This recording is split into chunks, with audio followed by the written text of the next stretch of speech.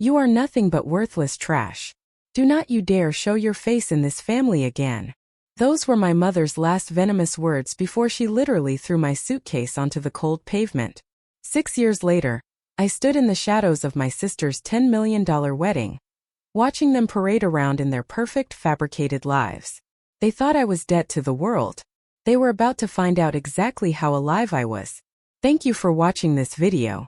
Before I take you back there, do me one small favor. Take a second to like and subscribe and tell me in the comments where you are watching from and what time it is where you are. It helps more than you know. My name is Blair. I am 28 years old. I am the Chief Executive Officer of a luxury interior architecture firm. But to the people celebrating inside that grand Charleston estate, I was simply the ultimate family failure. The ungrateful runaway. The stain on their flawless reputation. Let me take you back to a freezing rainy night in South Carolina 6 years ago. I was 22 years old, drowning in the suffocating pressure of law school. My parents, Marin and Vance, demanded absolute perfection from their children. They demanded a prestigious corporate lawyer they could brag about at their elite country club dinners. When the overwhelming anxiety completely paralyzed me, I finally gathered the courage to confess that my true passion was architectural design. I told them I was dropping out of law school to pursue a career in interior architecture. The punishment was swift and utterly brutal. My mother screamed at me for hours, her face twisted in absolute disgust, calling me a pathetic disappointment who was throwing her privileged life away. My father looked at me with entirely empty eyes and coldly stated that I was no longer his daughter. I stood in the pouring rain, watching the heavy oak door slam shut, severing the only connection to the people who were supposed to love me unconditionally. I was completely alone. I looked up at the second-floor balcony and saw my younger sister, Sloane, watching me shivering on the wet concrete. Sloane was the golden child. She was beautiful, compliant, and obsessed with status. As I dragged my soaked suitcase down the driveway, Sloane simply smiled, a smug, satisfied smirk that I would never forget. The next few years were an immense, grueling struggle. I slept on the worn-out sofas of incredibly generous friends. I worked 3 back-to-back shifts at a local diner, a retail store, and a cleaning company just to afford basic groceries and internet access. I spent every waking hour teaching myself advanced 3-dimensional design software, building a portfolio from the absolute ground up. I offered to design small retail spaces for practically pennies just to prove my immense talent. I survived on cheap coffee and sheer desperation. I was incredibly exhausted, but I was entirely free. During those dark years, my blood ran cold, and a profound icy determination took root in my soul. I met a brilliant project manager named Gideon, who saw the staggering potential in my designs. Together, we built Blair & Company, a luxury interior architecture firm that catered to the wealthiest clients on the East Coast.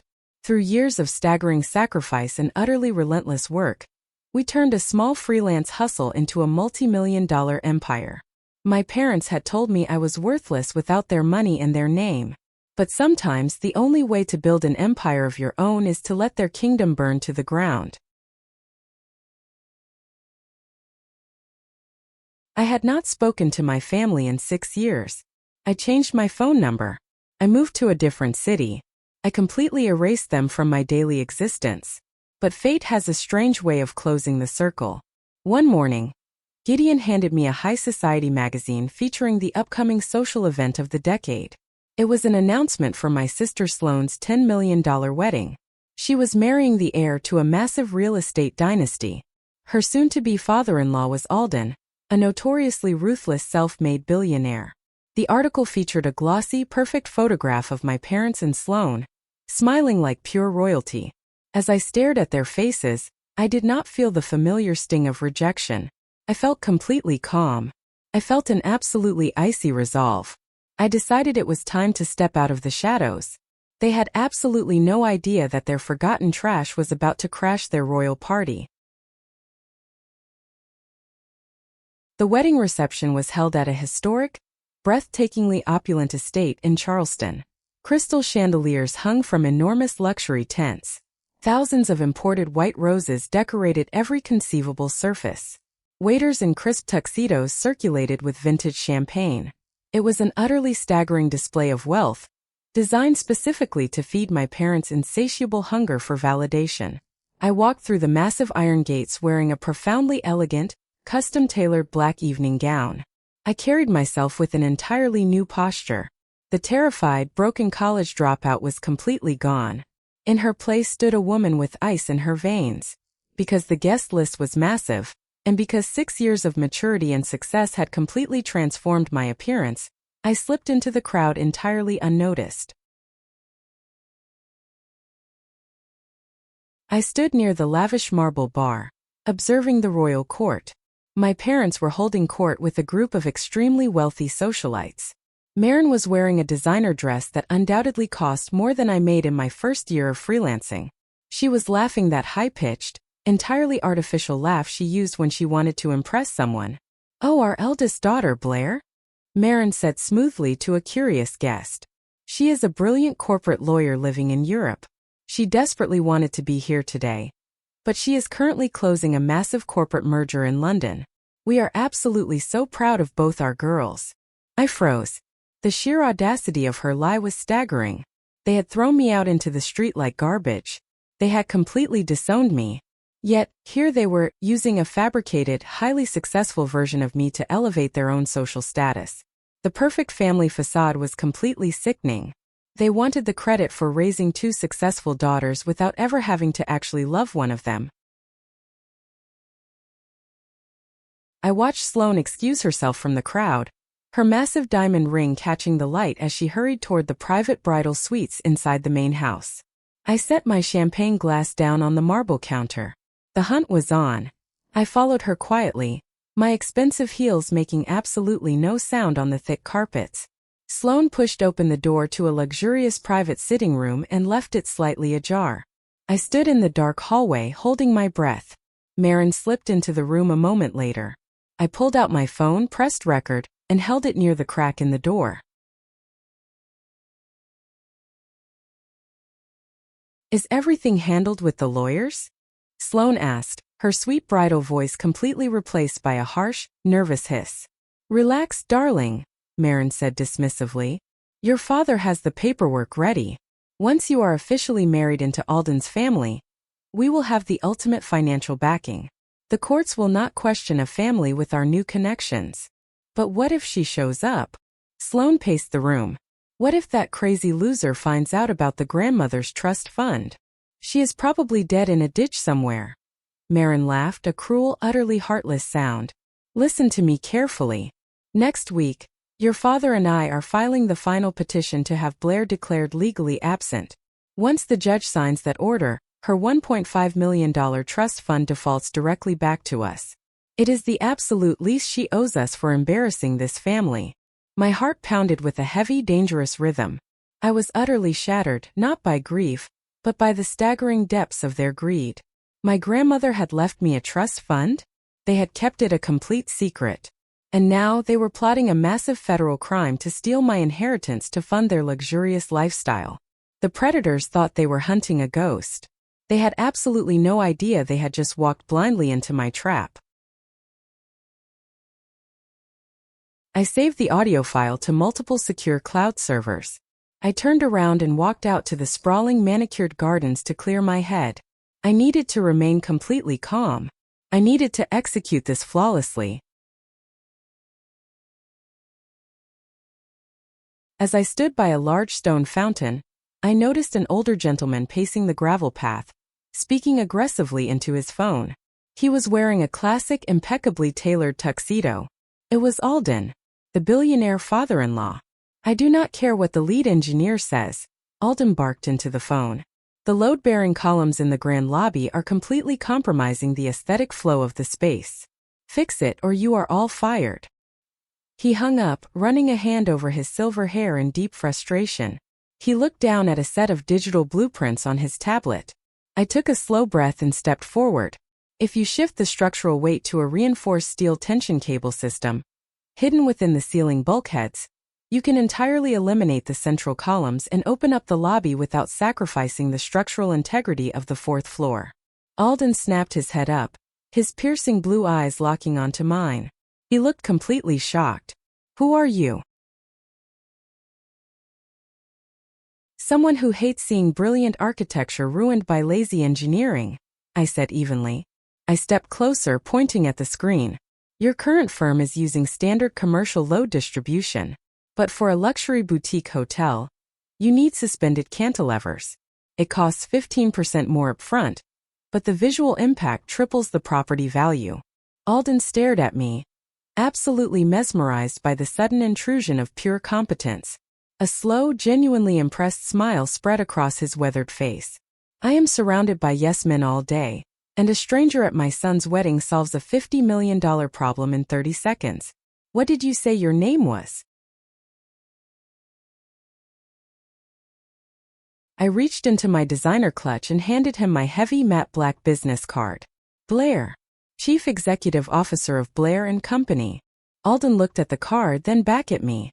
He recognized the firm name immediately. You did the interior architecture for the magnificent Vanguard Tower in Atlanta. Brilliant work. We need to talk business, Blair. We will, I said softly, my voice completely icy. But first, I believe it is time for the father of the bride to give his toast. I walked back into the grand reception tent, leaving the billionaire staring thoughtfully after me.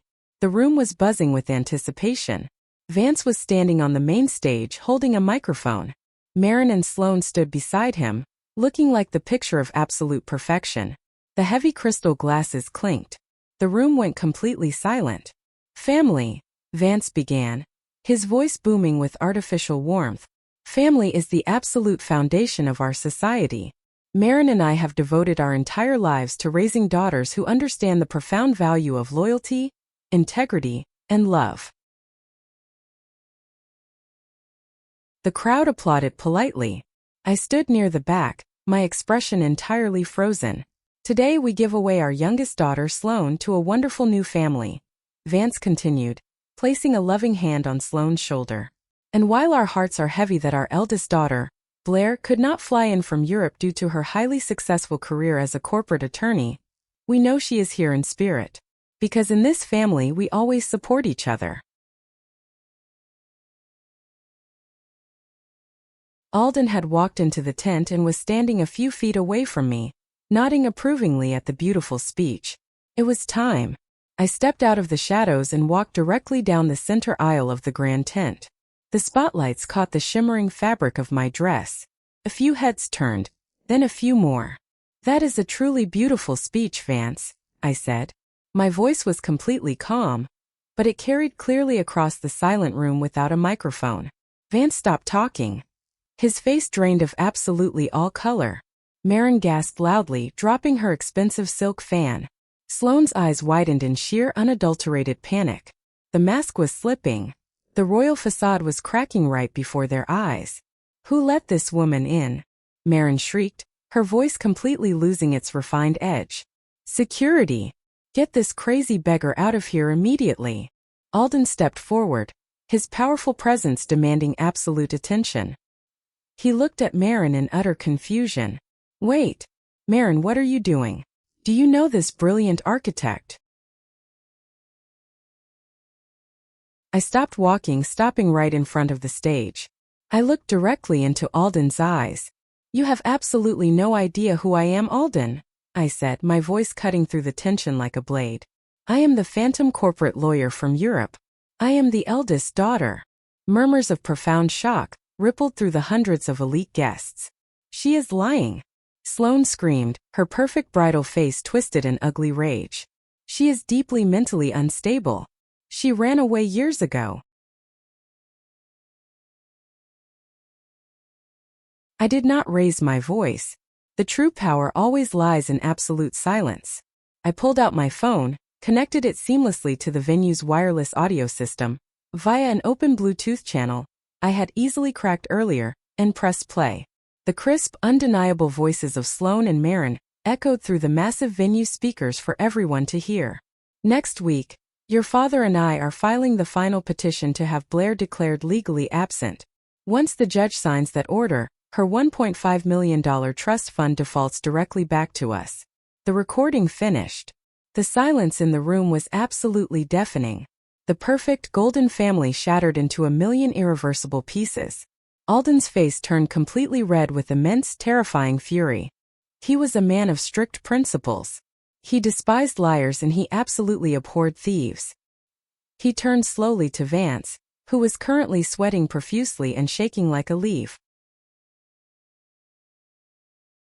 "Is this true?" Alden demanded, his voice dangerously low. "Were you planning to commit estate fraud and forge legal documents to steal from your own daughter?" Vance stammered, entirely unable to form a coherent sentence. At that exact moment, the heavy oak doors at the back of the tent swung open. My business partner Gideon walked in. Beside him was Tobias, one of the most ruthless federal estate attorneys in the state of South Carolina. They walked straight down the aisle and handed me a thick manila folder. I looked up at my incredibly terrified parents. The legal trap was completely closed. "You told me I was worthless trash," I said, my voice entirely devoid of emotion. "You told me I would never survive without your money. But you were the ones who were bankrupt. Bankrupt of money, and absolutely bankrupt of morality." I pulled a legal document from the folder and slammed it down on the nearest dining table. "This is a binding deed of relinquishment," Tobias announced to the utterly stunned crowd. "It legally bars Vance and Marin from ever acting as trustees or beneficiaries to the estate of the deceased grandmother. Furthermore, estate fraud and conspiracy to forge a legal absence carry a severe federal prison sentence in this jurisdiction." I handed a pen to my father. "Sign it. Relinquish all claims to my trust fund right now, in front of all your wealthy friends, or Tobias will hand that recording over to the federal prosecutor before they serve the wedding cake." Marin began to weep. Real ugly, utterly desperate tears. She looked around the room, making eye contact with her elite social circle, only to find faces filled with profound disgust and absolute revulsion. Alden stepped onto the stage, grabbed his son by the arm, and spoke directly into the microphone. "This wedding is completely over," Alden declared. "I will not tie my family name to a den of thieving, fraudulent predators. And Vance, consider my venture capital firm entirely withdrawn from your upcoming commercial projects. You are ruined." Sloane collapsed onto the floor, her $10 million wedding completely destroyed, wailing into her expensive white dress. Vance, his hands shaking violently, took the pen and signed the federal documents. Marin signed next, unable to even look me in the eye. I took the signed documents back. I looked at the three of them, completely broken, entirely humiliated, stripped of everything they valued. "You stripped me of my family," I said quietly. "But I built an empire of my own. We owe each other absolutely nothing anymore." I turned around and walked out the door with Gideon and Tobias. Alden gave me a slow, deeply respectful nod as I passed him. I walked out into the cool night air, leaving my family to drown in the absolute wreckage of their own sickening greed. 6 months later, I sat in the serene, completely quiet space of my corner office, looking out over the beautiful city skyline. The trust fund had been fully transferred to my accounts, securing my financial independence forever. Alden had hired my firm to completely redesign his new boutique hotel, launching my career into the absolute stratosphere. Meanwhile, my family was entirely ruined. Vance's business went completely bankrupt after Alden pulled his massive investments and blacklisted him in the local industry. Marin became a total social outcast, forced to sell her lavish home to cover their immense debts. Sloane was dumped by her billionaire fiancé, and was now working a miserable retail job just to survive. They lost everything because they traded their own flesh and blood for the illusion of perfection. Sometimes the family you are born into is just a profound lesson in exactly who you never want to become. I found my true worth entirely on my own, and no amount of their fake royal status could ever buy the absolute peace I have today. That was a wild journey, was it not? Have you ever had to walk away from toxic people to finally discover your own immense worth? Let me know your thoughts in the comments below. If you absolutely loved this story of justice being served, please hit that like button and subscribe for more real-life dramas. See you in the next one.